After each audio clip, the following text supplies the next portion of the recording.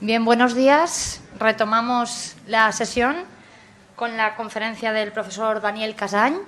Daniel Casany es investigador en análisis del discurso en el Departamento de Traducció i Filologia de la Universitat Pompeu Fabra de Barcelona.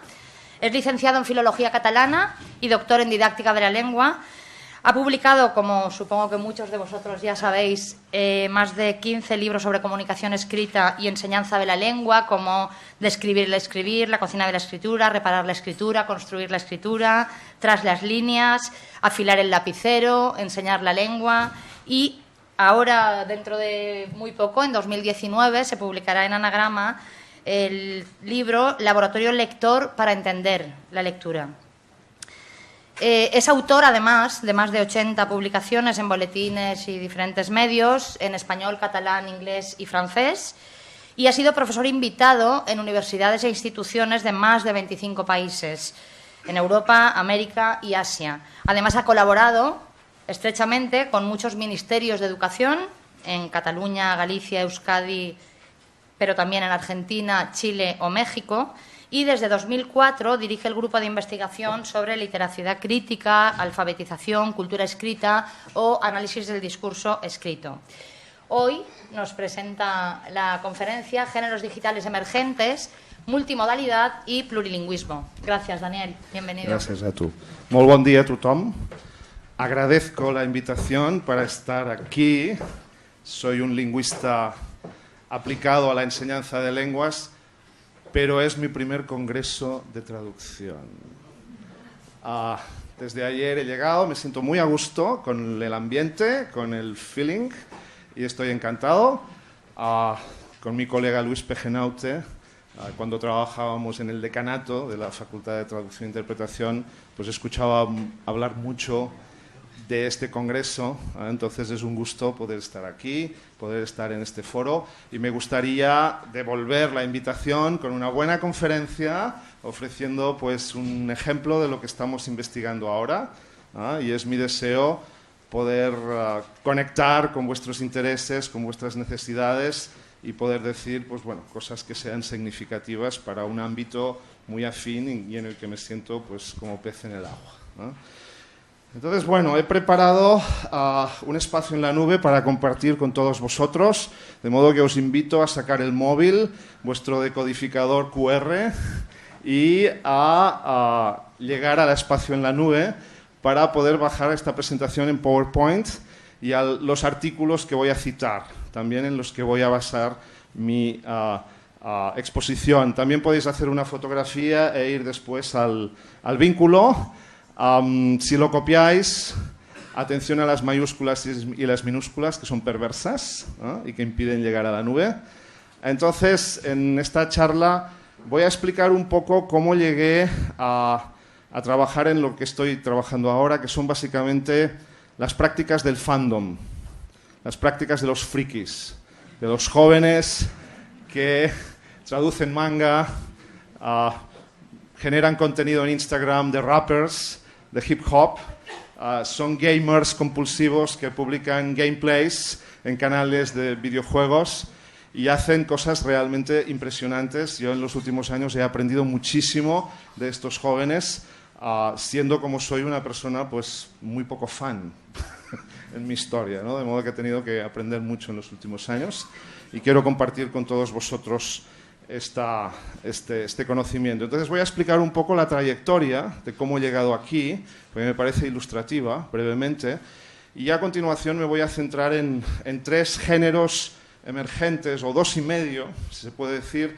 El primero es dibujos animados, porque hemos descubierto que en nuestro campo de la enseñanza de lenguas mucha gente aprende lenguas viendo dibujos animados, viendo Masha y el oso para aprender ruso, pero también viendo The Simpsons para aprender ruso, lo cual ya es más chocante. Entonces voy a explicar un poco cómo la gente utiliza los dibujos animados para aprender las lenguas que les interesan cuando no puede acceder a una clase, no hay profesor, no hay materiales.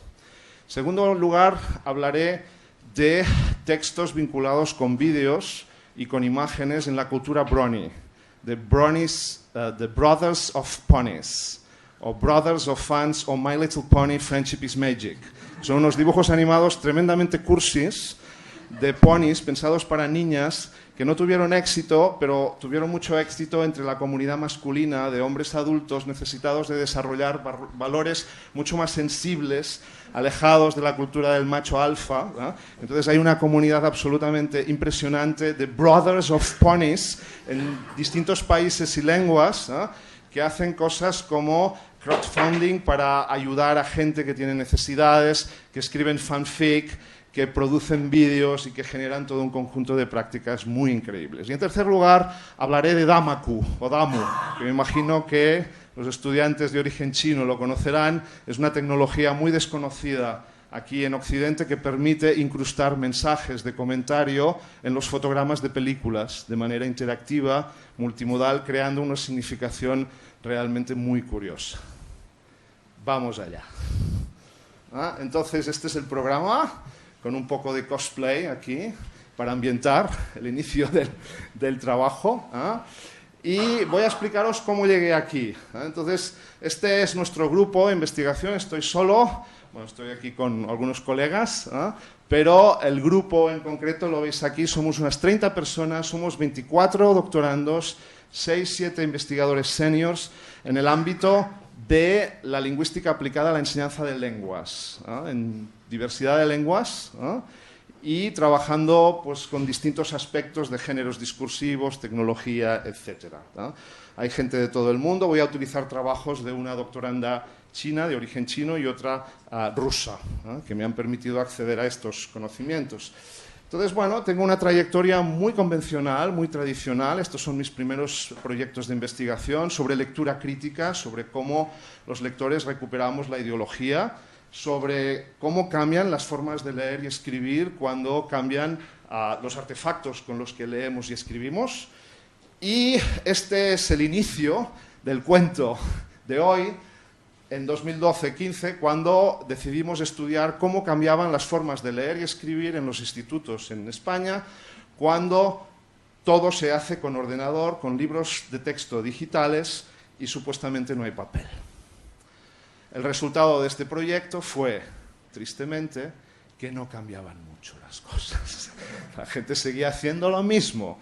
Cambiaban el papel y el lápiz por un portátil, pero seguían haciendo dictados o ejercicios de rellenar huecos y realmente no cambiaba mucho. Pero hablando con los estudiantes de secundaria, descubrimos que ellos sí que habían cambiado y ellos hacían cosas totalmente sorprendentes fuera del aula, sin profesor. Por lo cual, el siguiente proyecto, estos somos nosotros también, pero es nuestro avatar, ya no es nuestra realidad.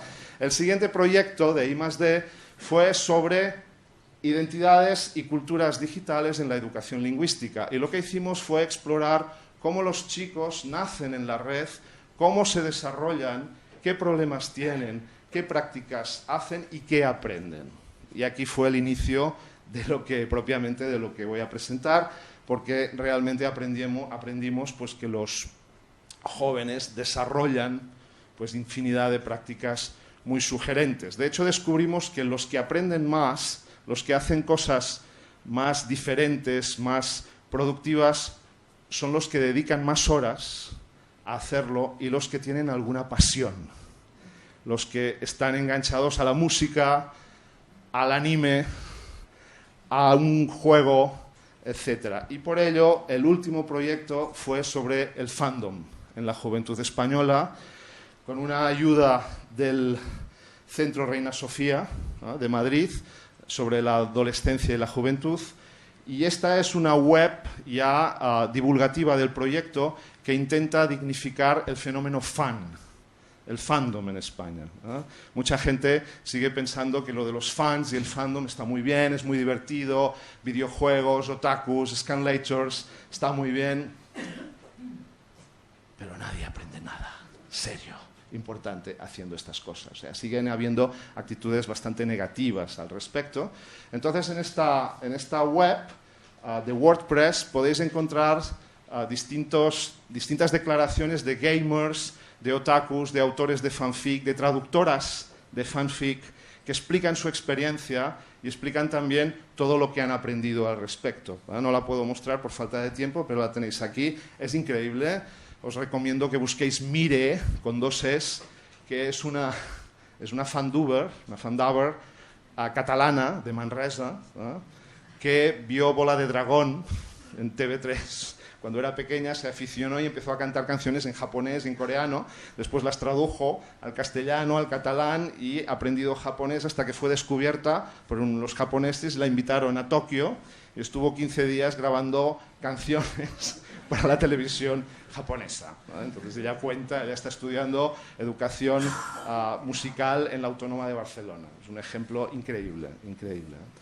Bueno, entonces estamos en el reino de los fans, el fandom, donde podemos encontrar prácticas de este tipo, de fanfiction, de elaborar novelas a partir de referentes conocidos como Harry Potter o Twilight, El Señor de los Anillos, etc. Cosplay, scanlators.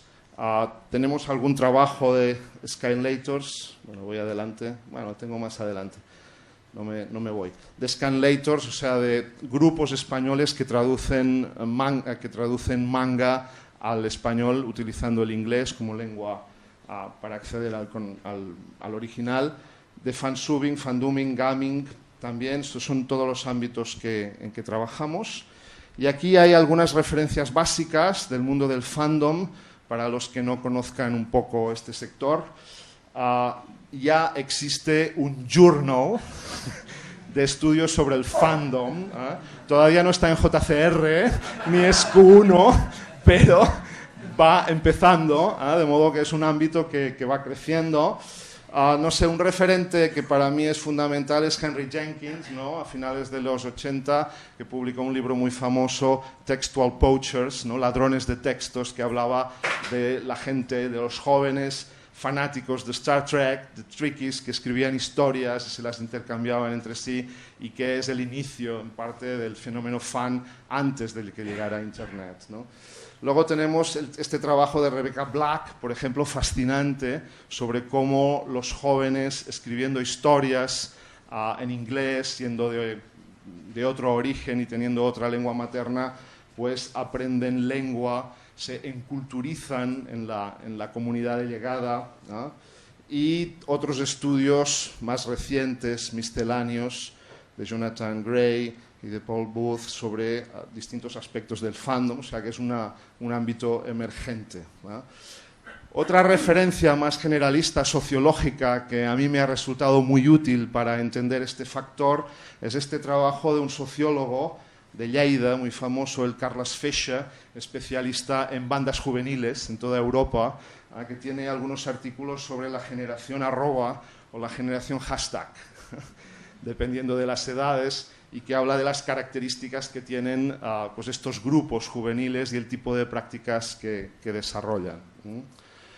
Bueno, voy a hablar un poco del tipo de enfoque con el que nosotros nos acercamos a este campo. Como decía, yo soy un lingüista, tengo algún pasado de psicolingüística, de lingüística cognitiva, pero ya lo abandoné sin renegar de él, y ahora me siento mucho más sociolingüista, mucho más etnógrafo de la comunicación, de manera que nuestra aproximación al fenómeno del fandom es desde la etnografía de la comunicación, con técnicas cualitativas que combinan pues, entrevistas en profundidad, observaciones en línea, observación en línea participativa, o sea, pidiendo a la gente que grabe, por ejemplo, pantallas de vídeo y las suba a Dropbox para que nosotros después las analicemos. También utilizamos técnicas del análisis del discurso, de análisis de la conversación, de construcción de corpus, ¿no? Es un tipo de investigación no intervencionista. Esto es importante dentro de la educación porque hay toda una línea pues, de desarrollar materiales, ver qué efecto tienen, etcétera, que nosotros no seguimos. Y quizá el referente que para nosotros es más ilustrativo, que nos da seguridad en lo que sería la fundamentación teórica, es lo que se conoce como el New Literacy Studies, ¿no? Dentro del ámbito anglófono, pues yo diría que el literacy es la denominación que muchas veces se utiliza para acotar el campo en el que trabajamos, ¿no? Que tiene mala traducción a las lenguas románicas. Alguien dice pues alfabetismo, cultura escrita, cultura letrada, ¿no? En América se utiliza literacidad, para evitar las connotaciones negativas que tiene alfabeto, analfabeto, que son muy fuertes. Entonces, bueno, New Literacy Studies es una corriente etnográfica, ecológica, émica, con los autores que podéis ver aquí, Brian Street, James Paul Gee, que es más conocido porque es más interdisciplinario, ¿no? David Barton, Mary Hamilton. Y es interesante el desarrollo que ha tenido en América Latina, en América Latina, donde las necesidades de alfabetización pues son más importantes que en Europa. Hay una corriente muy interesante con trabajos, por ejemplo, de Virginia Zavala en el Perú, de Judith Kallman en México. Y hay esta publicación, que no es muy conocida, hicimos en el 2010 en la Fundación Comillas, cuando se quería desarrollar una gran universidad en Comillas, que es un monográfico titulado El español escrito en contextos contemporáneos, en el que como coordinador me dediqué a buscar toda la gente que en América trabajaba en esta línea y que publican habitualmente en inglés para que publicaran textos en español. Entonces aquí hay trabajos muy interesantes bueno, por ejemplo, me gusta mucho Mercedes Niño Murcia, que es una sociolingüista que está en Chicago, pero que es colombiana, que hace un estudio sobre los valores de la ortografía y de la expresión de líderes políticos que tienen que comunicarse con sus audiencias con una segunda lengua, ¿no? Esto lo hace a partir del caso de Hilaria Supa, que es una parlamentaria peruana de origen quichua, que fue pillada en el Parlamento del Perú cometiendo faltas de ortografía cuando escribía. Escribió democracia con I, porque en quichua hay solo 3 vocales, y entonces la prensa salvaje, sensacionalista, amarillista, peruana, la puso en portada y empezó un debate impresionante sobre si una parlamentaria peruana que no sabe escribir en español puede legislar las leyes de todos. Fascinante, ¿no? Fascinante. Y ella a partir de aquí habla de otras cosas. Pero bueno, vamos a la que nos toca. Aquí vienen algunas diapositivas para explicar un poco más el tipo de enfoque que seguimos con esta corriente, comparándolo con lo que sería una visión más psicolingüística, cognitiva, de lo que es la práctica de la lectura y la escritura, que es la que domina sobre todo en el ámbito de la educación, de la lingüística aplicada, que está dominado por psicólogos, por educadores y pedagogos, ¿no? Entonces nosotros entendemos la lectura y la escritura como prácticas sociales, adoptando este concepto de la sociología, muy ligadas a las identidades, al poder, al ejercicio del poder.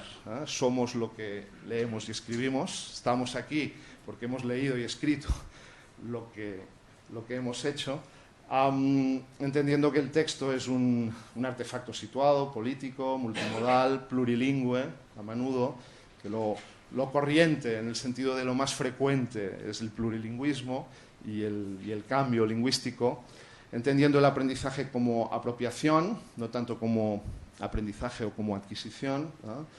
Y desarrollando conceptos que para nosotros son muy importantes, como por ejemplo el ámbito vernáculo, opuesto al ámbito académico, el ámbito privado, opuesto al público, etc. Aquí hay otro que para nosotros es muy importante, que es la concepción del aprendizaje, sobre todo en contextos informales, pero porque lo que voy a mostrar es gente que maneja lenguas sin ningún tipo de profesor, ¿eh? Que puede tener pues, en un participante un experto que le orienta, ¿no? Pero que, pues que es muy autónomo y que se busca la vida en Internet, ¿no? Con la afiliación a distintas comunidades, ¿no? Entonces, pues en contextos informales el aprendizaje es más incidental, o sea, la gente que juega a videojuegos no quiere aprender inglés, sino que quiere jugar a videojuegos, pero luego resulta que aprende inglés, ¿no? Es más implícito, es espontáneo, es global, suelen ser comunidades muy globales en todo el planeta, ¿no? Lo que importa es el fanatismo, o sea, si tú te gusta este videojuego, ya somos amigos, ¿no? Ya podemos aprender, no importa nada más. Esto es muy bonito del mundo de los fans, ¿no? No importa la raza, la lengua, el origen, solo importa que seas fan. Ya estamos juntos, compartimos el fanatismo, ¿no? No son gente individualista, son gente social, encuentra afines en la red y construye comunidades muy sofisticadas. En la nube tenéis un artículo muy bonito que escribimos con Leticia Tianzang, que es esta estudiante china, que estudió una comunidad de fansubers en China que traduce y subtitula Física o Química o el Ministerio del Tiempo. Una comunidad de 120 personas. Y entonces ella, con este tipo de metodología, estudia la organización que tiene esta comunidad para poder hacer una actividad tan sofisticada como subtitular y traducir del español al chino, pues no sé, 20 o 30 episodios de Física o Química, no sé cuántas temporadas hay de esta serie, ¿no? O sea que es impresionante, ¿no?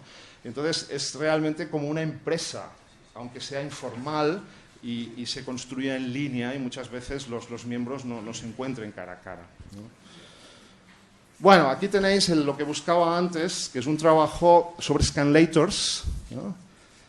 Scanlators son fans del manga que se organizan también en comunidades en línea y traducen cómics, en este caso del japonés, del chino, del coreano, al español, utilizando a veces una versión intermedia en inglés, ¿no? Entonces este es un trabajo de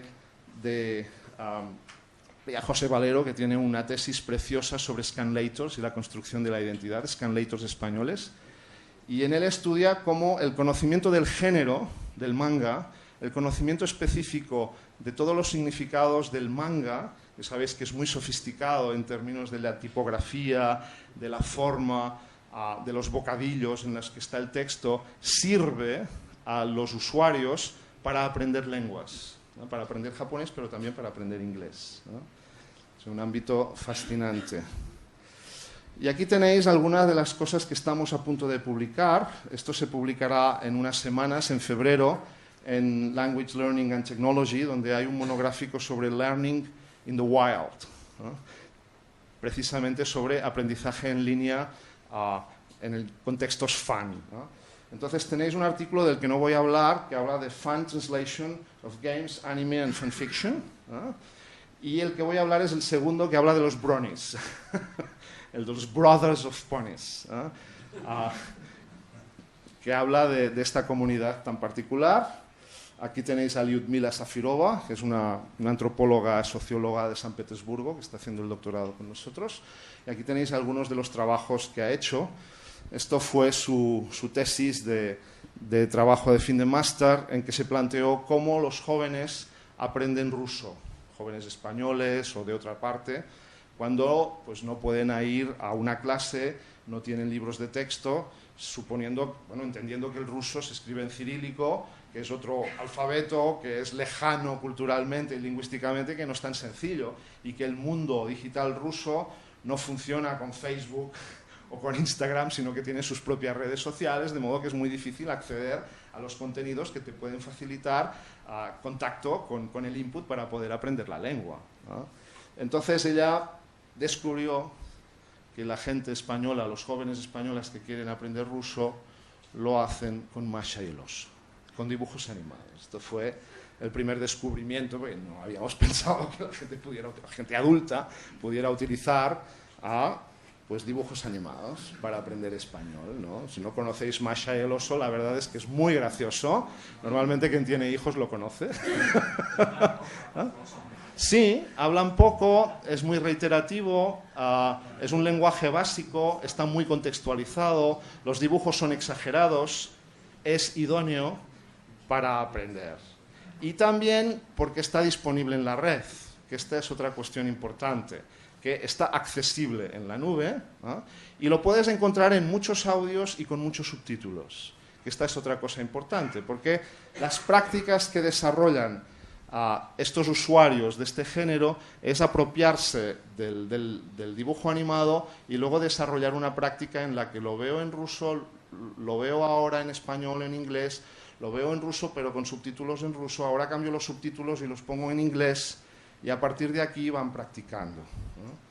El caso que nos sorprendió más es el de los Simpson, ¿no? Porque dices, bueno, yo entiendo que aprendas rusa con Masha y el oso, que es un dibujo animado realmente que refleja la cultura rusa, ¿no? Donde pues la protagonista es esta niña que va vestida pues como una campesina rusa, que tiene amistad con un oso, que prepara mermeladas, recoge frutas, pasea por el bosque, ¿no? O sea, que un tipo de conocimiento tradicional, pero también hay elementos de cultura más urbana o más moderna que quedan reflejados en los dibujos animados.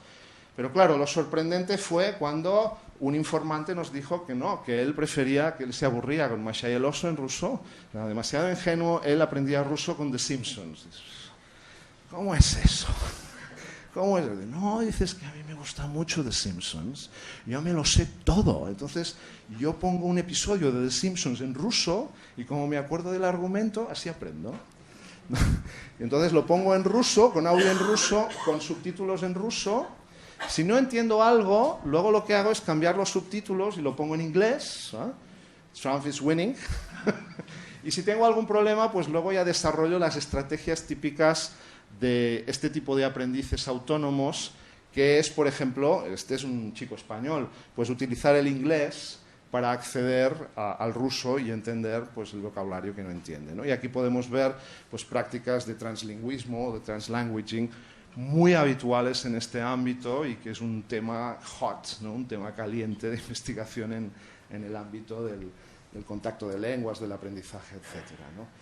Tenemos también investigaciones graciosas sobre cómo la gente utiliza los traductores automáticos, por ejemplo, o utiliza los recursos lingüísticos digitales para aprender por su cuenta y para solventar las necesidades lingüísticas que tienen en el día a día, entendiendo que viven en contextos plurilingües y que tienen que utilizar distintas lenguas, ¿no? Traducir, etc. Bueno, pero llegamos al fascinante mundo de los bronies.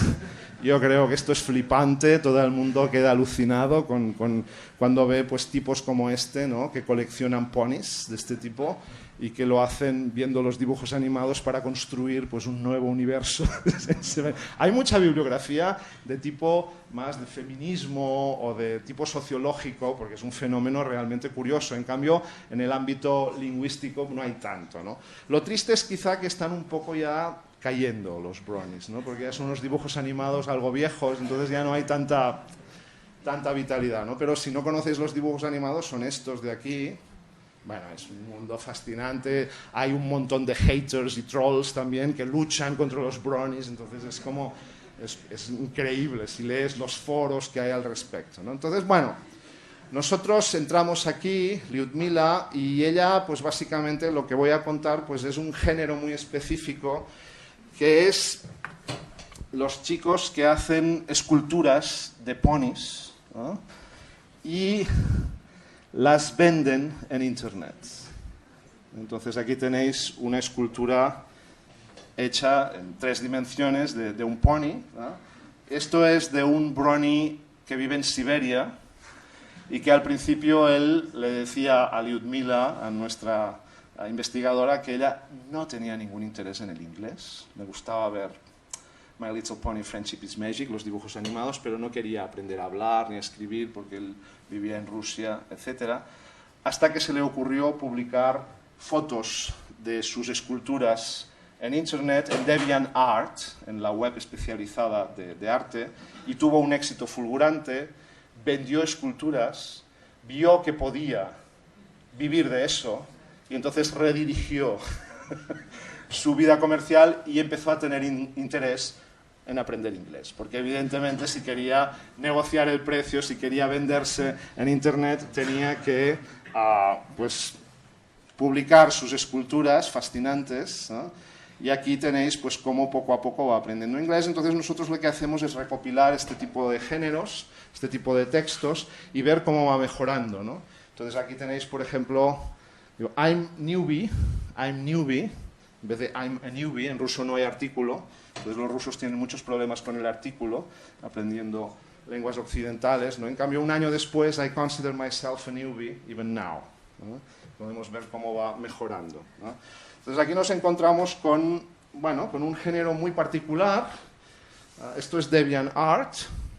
Básicamente se publican fotografías o vídeos conectados en YouTube y los textos son pies de foto.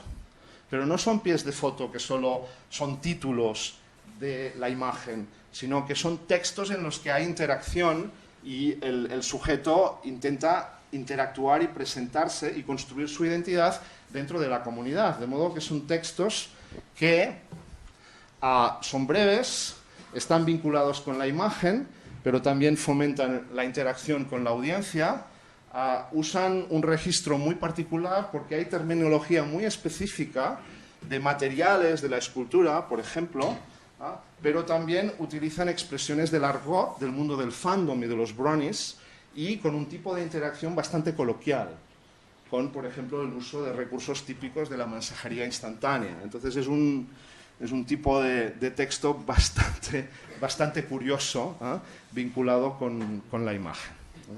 Bueno, vamos al segundo. Vamos a hablar un poco de Damaku.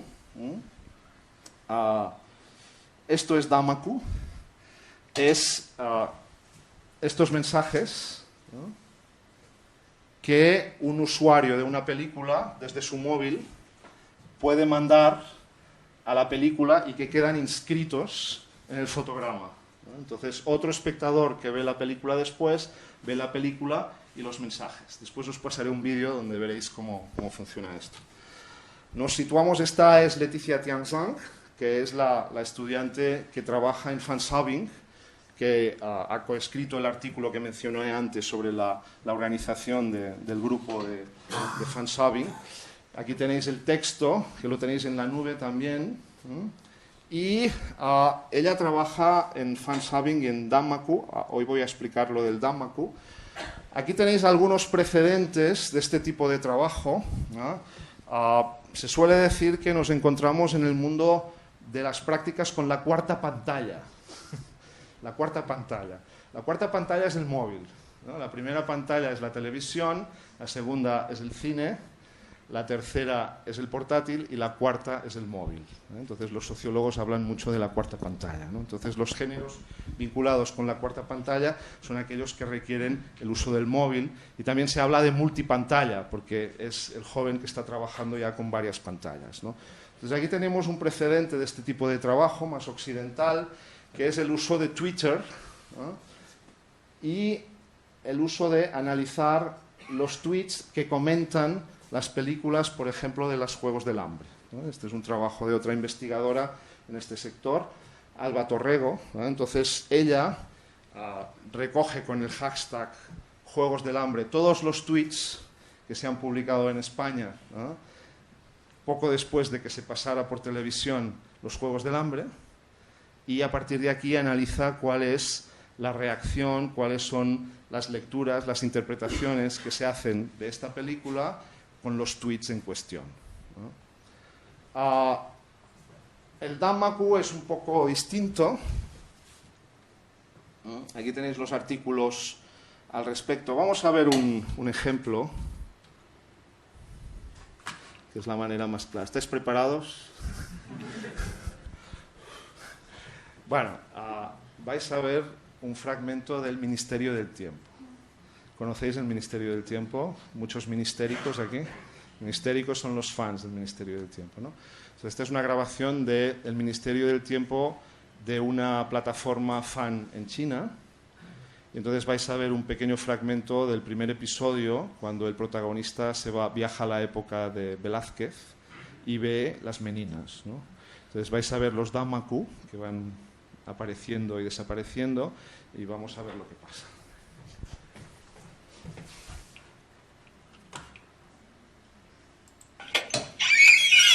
No sé si alcanzáis a verlo.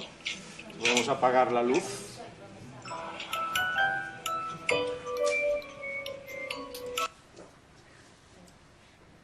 ¿Vale? No, mejor apagar esta. Al revés.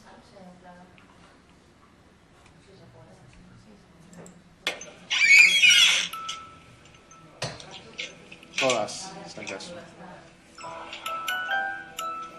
Bueno, ¿veis? Esto es Damaku.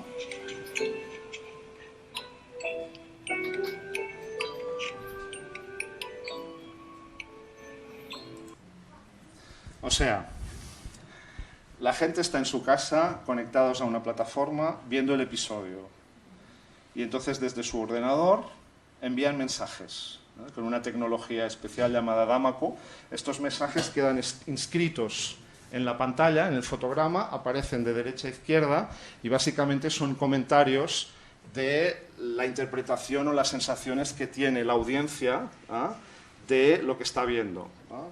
Entonces, en el ejemplo concreto que estamos viendo, pues imaginaos jóvenes chinos que no han salido de China, que están estudiando español, pueden tener 1, 2, 3 años de español, una 1, una 2, un B1, si queréis. Entonces están viendo y aparecen las meninas, ¿no? Y claro, rápidamente pues uno de los espectadores dice, ¿y esas quiénes son? Y otro dice, son unas criadas. ¿Qué tipo de criadas más raras que visten así? Son las meninas. Y dice, sí, son las del cuadro de Velázquez.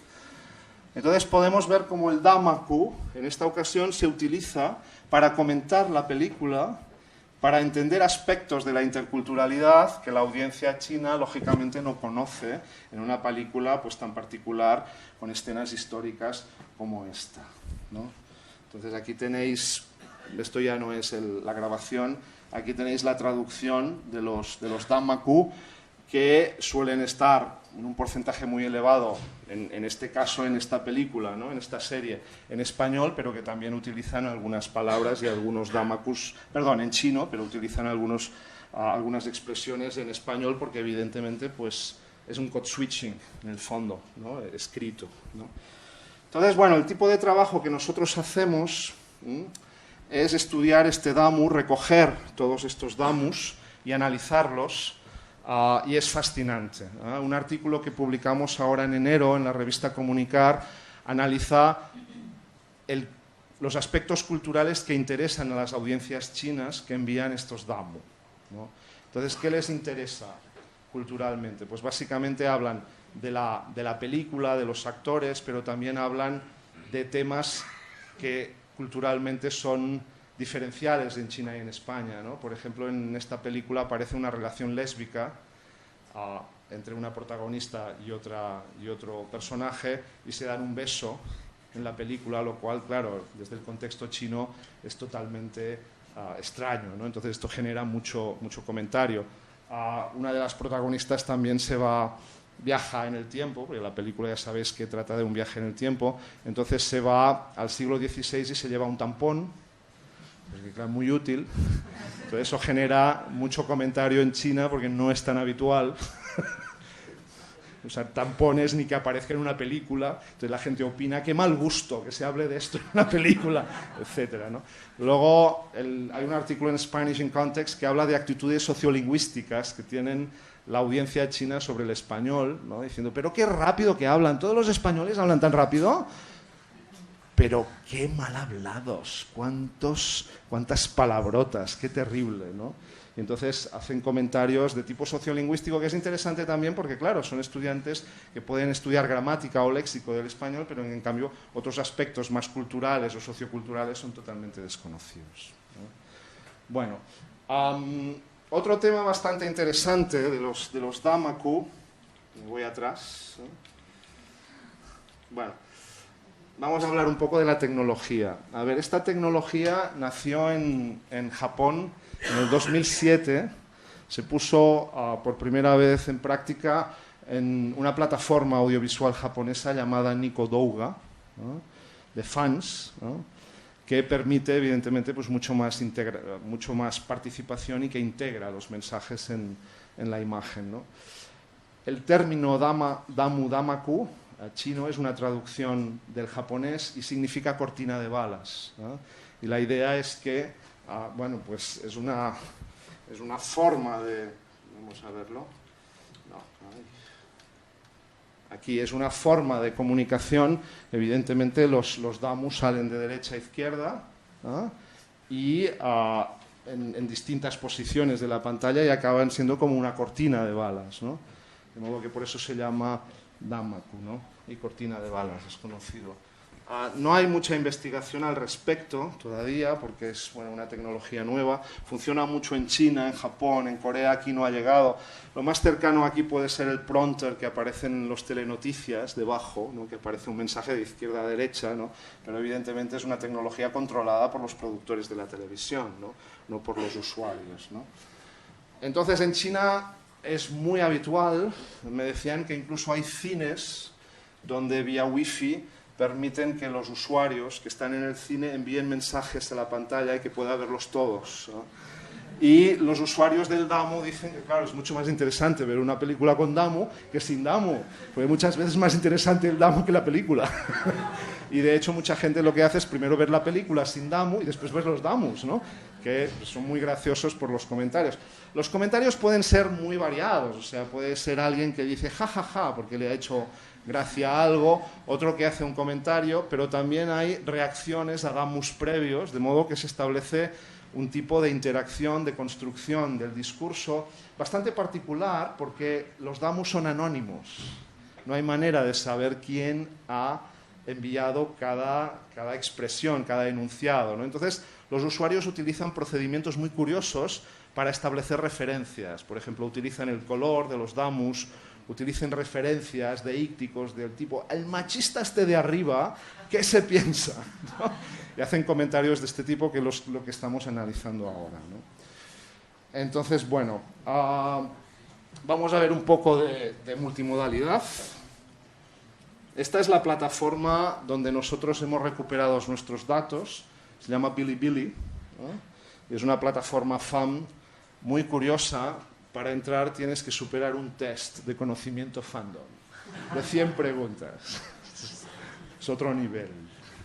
Asia es otro nivel. Si no lo superas, te rechazan, por supuesto. O sea, no te quieren, ¿no? Y bueno, aquí tenéis. Entonces, los DAMU ofrecen distintas prestaciones. Por ejemplo, tú puedes elegir el color con el que envías los mensajes. Puedes decidir la posición, o sea, si aparece, por ejemplo, arriba, de derecha a izquierda, o se aparece en el centro, ¿no? Es como una animación de PowerPoint. Tú puedes decidir cómo es. Y entonces la gente juega con eso, ¿no? Juega con eso. Y entonces construyen significados como este. Por ejemplo, aquí tenéis algo que simula un sombrero en verde, ¿no? Los estudiantes chinos ya se ríen, que han entendido. Está significando que el personaje en cuestión es cornudo, sería la equivalencia, ¿sabes? Porque su pareja pues tiene otra relación extramarital, ¿no? Entonces, este es el argumento de la película. Entonces, los comentarios de los usuarios es dibujarle este sombrero aquí, ¿no? Entonces, el uso de los colores para construir significado específico, para jugar, para hacer humor, ¿eh? O también hay otros muy sofisticados donde juegan y hacen caras como si fueran iconos, de estos que se envían muchas veces, o memes. Es muy curioso. El color también se utiliza para establecer referencias. Por ejemplo, alguien marca que es la misma persona enviando los damu con el mismo color, siempre. O también se utilizan flechas o símbolos de distinto tipo, de modo que es otro ámbito fascinante. Bueno, pues hasta aquí un poco de reflexión al respecto. Bueno, los fans son fantásticos, realmente.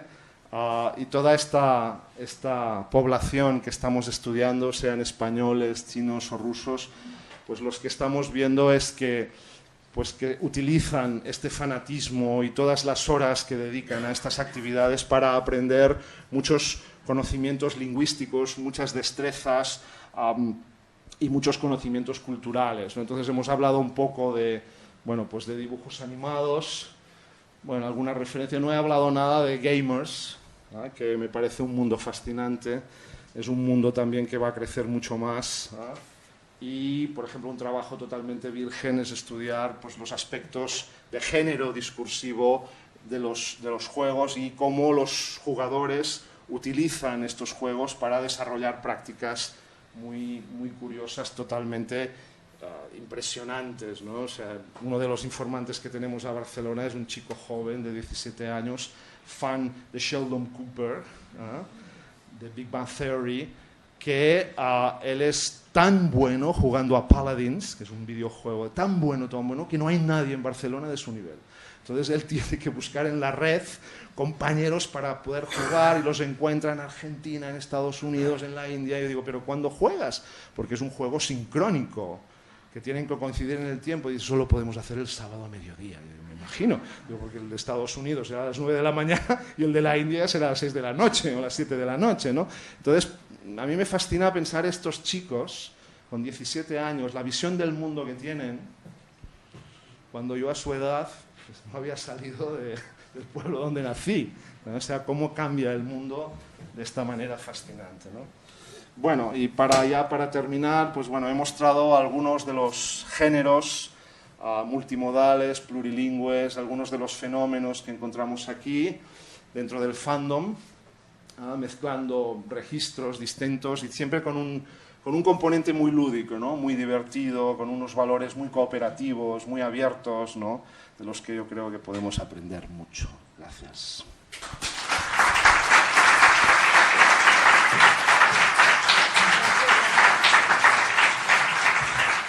Gracias, Daniel. Muchísimas gracias por introducirnos en este fascinante mundo de los fandom, que para algunos, al menos, era bastante desconocido.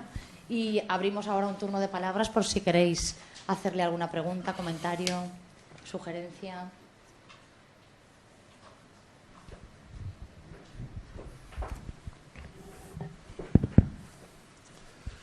Hola, Daniel. Hola, Luis. Segundo las palabras de Isabel, gracias por esta charla que yo he encontrado entretenidísima, fascinante, estimulante y también muy, muy instructiva, ¿no?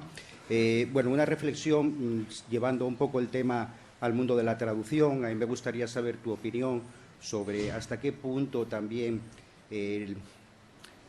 la preparación de traducciones por parte de fans puede suponer algún tipo de intrusismo que violente algunos códigos deontológicos, etcétera, etcétera, y que lleve también a una cierta consideración social de que la traducción puede ser un ejercicio absolutamente amateur, también que choque contra pues todo lo que está previsto de que tenga que tener una remuneración, etcétera, etcétera, ¿no? Pues has tocado dos temas importantes, ¿no? Que es el tema pues, de la formación y de la competencia desleal, intrusista en un sector, y el tema ético, que también está relacionado, ¿no? Entonces, hay mucha información de eso en el artículo que he mencionado antes, de estudios de una comunidad de fansubbers y de una comunidad de scanlators, que están en la revista BID, Bibliotecología y Documentación, de la Universidad de Barcelona. Son artículos en abierto que están en inglés, catalán y castellano, de modo que los podéis bajar. Yo creo que os puse los dos en la nube. Y entonces allí lo que hacemos nosotros es pues recopilar información al respecto, ¿no? Y lo que te puedo decir es que las dos comunidades que estudiamos, la de scanlators y la de fansubbers, están muy organizadas desde un punto de vista de la calidad. O sea, no cualquiera puede entrar a formar parte de esta comunidad, hay tests de entrada, hay un periodo de formación, hay pues todo un conjunto de mecanismos de calidad al respecto, ¿no? Pero claro, evidentemente no estamos hablando de traductores profesionales, son traductores amateur, son traductores que trabajan por amor al arte, sin cobrar nada, que lo hacen por placer, por ganar prestigio dentro de la comunidad del fandom. Esto es muy importante para ellos, ¿no? O sea, yo soy pues fansubber en este grupo que tiene muchas visitas en internet, ¿no? Y también para aprender lengua, pero en una posición mucho más inferior, ¿no? Ellas, porque la mayoría son mujeres, ¿no? Aunque también hay hombres, intentan construir un discurso al respecto de esta problemática, ¿no? Marcando diferencias con el mundo profesional de la traducción, construyendo un ideario diciendo nosotros lo que hacemos es contribuir a la difusión del mundo manga, de la cultura otaku, cubrimos espacios donde las empresas comerciales que no pueden ganar dinero con eso, pues nosotros nos metemos aquí. Si algún producto que nosotros hemos traducido ha sido después traducido profesionalmente, lo retiramos de Internet, ¿no? Y también construyen pues, todo un discurso ético para justificar algo que evidentemente es ilegal, ¿no? Como es el tipo de prácticas que hacen. Y también construyen pues, pues toda una normativa sobre cómo comportarse al respecto, ¿no? Pero bueno, siguen estando allá, ¿no?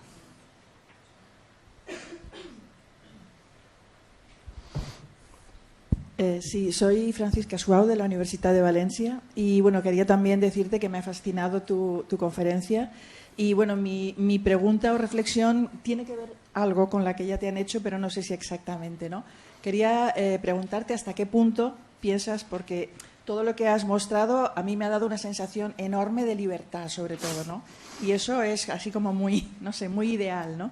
Entonces quería preguntarte hasta qué punto crees que la industria o el capitalismo liberal en el que vivimos va a integrar todos estos movimientos o los puede comercializar, no solo respecto a la traducción, sino también al aprendizaje de lenguas, etcétera.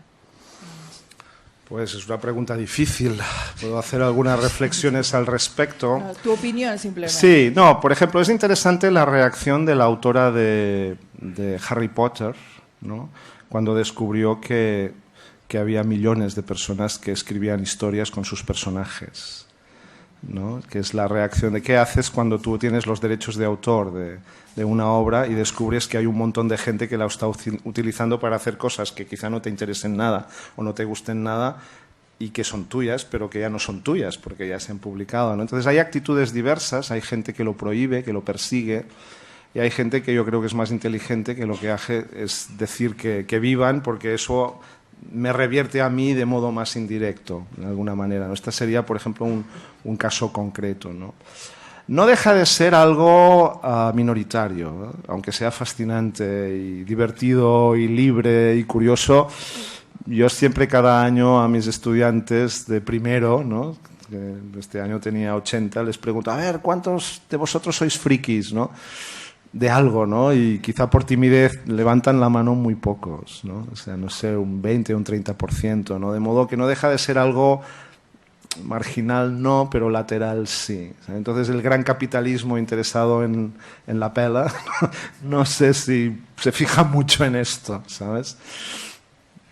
Gracias, muchas gracias.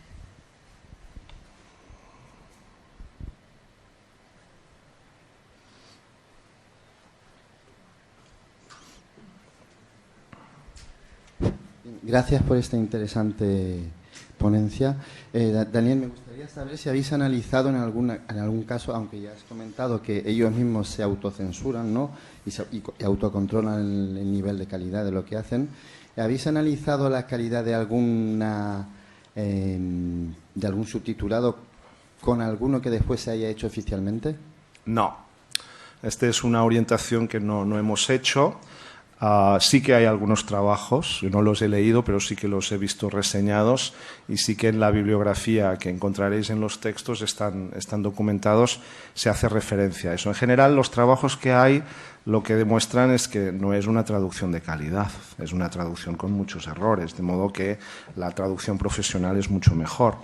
Pero hay que ir un poco más allá para descubrir cosas más interesantes, que no dejan de ser obvias. Por ejemplo, el estilo de traducción es muy diferente. Los fans hacen una traducción mucho más situada dentro de un contexto del fandom, y entonces utilizan todo un conjunto de conocimientos que asumen compartidos por la audiencia, de modo que hacen traducciones mucho más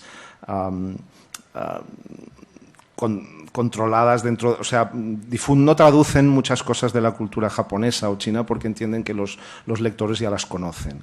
En cambio, la traducción profesional en este sentido busca mucho más equivalencias y hace muchas más explicaciones. Y lo que yo tengo entendido es que el ejercicio de la traducción amateur también ha influido posteriormente en traducciones profesionales, de modo que cuando hay dos traducciones, por ejemplo, de obras clásicas del manga, tipo, por ejemplo, Bola de Dragón, pues la segunda, hecha, pues no sé, 10 años después, es muy diferente de la primera porque hay mucho más conocimiento de la cultura japonesa y a eso ha ayudado decisivamente todo el fandom, ¿no? En este sentido, sí. Sí que, por ejemplo, no en términos de calidad de los subtítulos o de la traducción, sí que, por ejemplo, en los estudios que hemos hecho sobre cómo se organizan estas comunidades, hemos descubierto cosas muy curiosas. Por ejemplo, la comunidad de fansubers de física o química, ellos tenían distintos mecanismos para garantizar la calidad de la traducción, ¿no? Entonces, había, pues, en primer lugar, pues es un proceso serial en el que cada persona o grupos de personas se encargan de una tarea, uno subtitula al español, uno traduce al chino, otro ajusta y luego hay un control de calidad, en el sentido que hay una persona más experta, con más años de experiencia, que supervisa todo el proceso y vigila que no haya errores. Pero también hay mecanismos como, por ejemplo, lo que llamaban la caza de gusanos. La caza de gusanos es un mecanismo por el que todos los miembros de la comunidad están implicados en buscar errores de traducción. Un error es un gusano.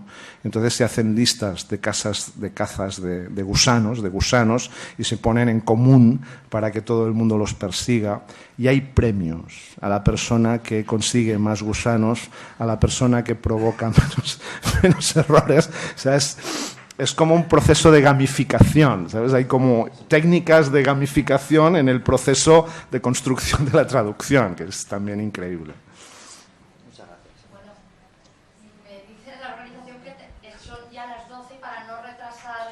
¿Podemos seguir hablando con Daniel de manera informal? Sí, yo estaré aquí los 2 días. Encantado de responderos claro a todo, sí. pero no podemos retrasar más. Gracias.